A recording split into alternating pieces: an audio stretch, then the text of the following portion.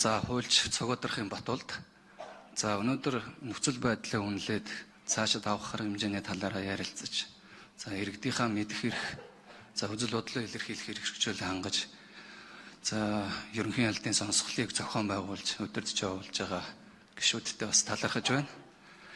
За миний хувьд бол энэ туул хурдны зам мега төслийг эсэргүүцэж анханасаа энэ хөтөлбөрөнд хуульч өмгөөлөгчийн байр сууриас оролцож байгаа ийм хүн байгаа. Захиргааны шүүхэд хандаж нэхэмжил гаргасан ийм этгээд за туул хурдны зам мега төсөл бол энэ анханасаа мега хулгай байсан товчхон ийм тийм байсан гэж би цаг авмааргүй байна. За энэ мега төслийг хэрэгжүүлэхийг дэмжүүлсэн, хэрэгжүүлж яваад баригдсан асан болон түүний хамсаатнаар энэ буруутай үйлдэлдээ хуулийн байгууллагаар шалгагдаж хуулийн зээрлэлээ хүлээх ёстой. За эдгээр буруутай этгээдийн цаана би нэг байгууллагыг нэгжээр нэрлэх гээд байгаа юм. Өөрөөр хэлбэл хотын дарга энэ хулгайн хуулийн мега төслөө хэрэгжүүлэхийн тулд нийслэлийн иргэдийн төлөөлөгчдийн хурлаар зөвшөөрүүлдэг. Энэ хурал 2025 оны 10 сарын 16-ны өдөр 25 доороо 123 дугаартай иргэдийн төлөөлөгчдийн хурлын тогтоол байгаа. Хурдны 1-р тойрог туулын хурдны зам төслийг хэрэгжилтийг зөвшөөрсөгөө гэсэн энэ тогтоол. За яагаад ийм хулгаан мега төслийг эднэр хилцэхгүй хурлаараа шууд зөвшөөрчвөө 100% гэд ажиглалтал бүгд нөгөө нийслэлийн засаг даргынхаа карманд орцсон албан тушаалын авилга авцсан юм хүмүүс байгаа. Ийм учраас зөвшөөрөхгүй байдаг.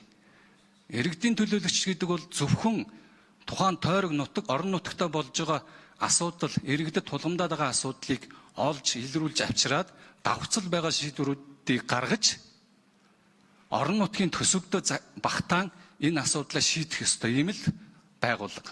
Онц төсвийг баталж өгнө.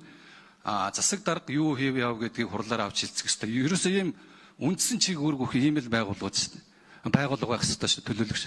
Гэтэл нийслэлийн засаг даргынхаа аж ахуйн ажил руу нөгөө өөрөө төсвийг баталдаг ажил руугаа хутгалдаад орцсон тэнд төрийн болон орон нутгийн өмчийн хувьцаат компани захирал төсөл хөтөлбөрүүдийн зохицуулагч, удирдагч гэсэн нэртэй өөрөө төсвөө баталсан ажил руу яваад орцсон байгаас бол энэ бол засаглалын хямралаа. Монгол улсын үндсэн хуулийн 4-р бүлэг булшлагдсан. Монгол улсын нутаг дэвсгэр орон нутгийн удирдлага гэсэн бүлэг байгаа. Энэний 59-ийн 1 дээр Монгол улсын засаг захиргаа нутаг дэвсгэрийн нэгжийн удирдлага бол нутгийн өөрөө удирдах ёсыг за 1 минут нэмж өгье. Төрийн удирдлагатаа хослуулан хэрэгжүүлнэ гэсэн ийм заалт байдаг 59-ийн 1. Энэ нь иргэдийн төлөөлөгчдийн хурал засаг дарга нарыг хоорондоо цус ойртоод ингээд хоньны найр шиг дундаа орчхоо гэсэн үг биш. Хослон гэдэг нь энэ хоёр зэрэгцэж удирдлага явуулах боломжтой ийм хоёр байгууллага юм а гэдгийг зааж өгсөн болохоос биш.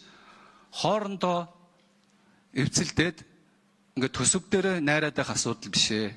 За Монгол Ардын нам сүүлийн 30 жил засаг барихтаа энэ 4-р бүлгийг булшилсан хэрэгжүүлээгөө. Өөрөөр хэлбэл энэ бүлэг бол булшлагдсан. Цаашдаа энийг бол улсын хурлын гишүүд анхааралтай авч ямар хуулийн өөрчлөлтөөр засаж сайжруулах ёстой вэ? Энэ засаглалыг зөв хэлбэрт нь оруулах ёстой вэ гэж одоо шийдвэр гаргах хэрэгтэй.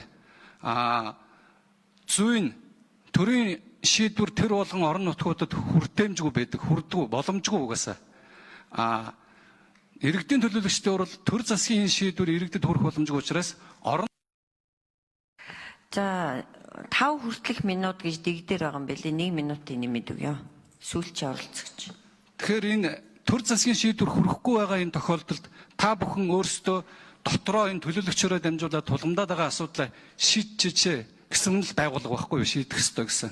Гэтэл үсрээд төсөв рүү орж аж ахуй ажил руу орж явж байгаа нь бол энэ буруу хуулийн гажуудлын энэ туул хурдны хулгай мега төсөл батлагдахад энэ засаглалын буруу хэлбэр их нөлөөлсөн.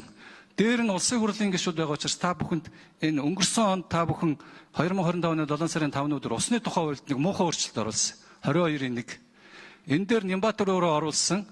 За онцгой хамгаалтын бүс буюу усан сан бүхий газараас 50 метрт хямбгаач юу ч хийж болохгүй юм хуулийн залт байсныг төр хувийн хвшил байвал за усан дээр гол голдрол дээр дураараа дүүрэг дунд чимгөөрөө наригна гэсэн хуулийн заалтыг та нар хийцээ. Энэ заалтаа хүчингү болгоорой. Энэ заалтыг хүчингү болгох саналыг мөнгө соёлын гишүүн гаргасан байлээ. Танд бас талархъя. За хулгай